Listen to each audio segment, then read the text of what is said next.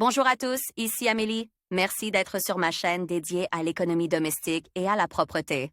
On va plonger directement dans le sujet, alors restez avec Mis moi. à la mode sous le grand général français conquérant Napoléon Bonaparte, symbolisant le luxe, le faste, la grandeur et la victoire. L'Empire donne un nouveau visage aux intérieurs des salles des palais français. Ce style est l'apogée de l'architecture et de la décoration d'intérieur en France, car à son évocation, des mots tels qu'opulence et fierté viennent à l'esprit. L'Empire étant un style plutôt capricieux, il ne peut s'accommoder de petits appartements, tout comme le baroque et le gothique. Pour mettre en œuvre ce style de vie, il faut un cottage ou une maison de campagne d'assez grande taille. Caractéristiques du style. Une caractéristique importante de l'Empire sera le plafond, constellé de riches peintures et dorures. Il doit attirer l'attention du visiteur, ce qui est également facilité par les moulures, les dalles et les demi-colonnes. Le sol a lui aussi droit à son temps. Vous pouvez poser une moquette exotique avec un motif inhabituel ou un parquet avec un ornement bizarre et amusant. Il peut être géométrique ou non. Lisez aussi le jus fraîchement presse fait de vos propres mains est à la fois sain et savoureux. Si vous avez décidé de manger sainement, les meubles doivent être incroyablement luxueux.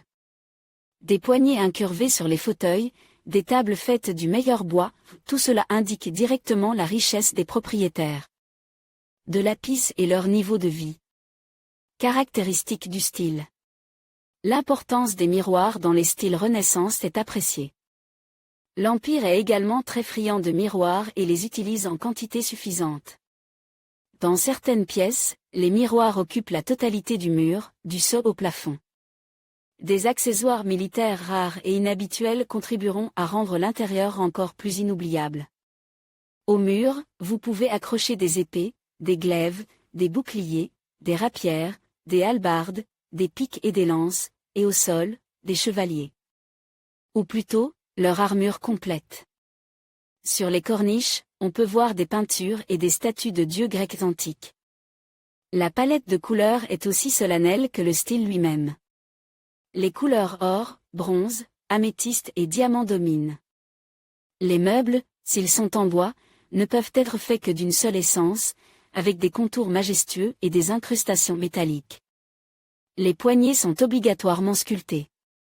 Des instruments de musique insolites peuvent également être utilisés pour la décoration. Ainsi, après avoir fait connaissance avec l'Empire, nous pouvons conclure qu'il est en étroite parenté avec le baroque. Il est assez pompeux, luxueux, victorieux et orgueilleux, comme l'était Napoléon Bonaparte lui-même. Comme nous l'avons dit plus haut, ce style est assez capricieux et coûte cher, il vaut mieux demander l'aide d'un designer professionnel.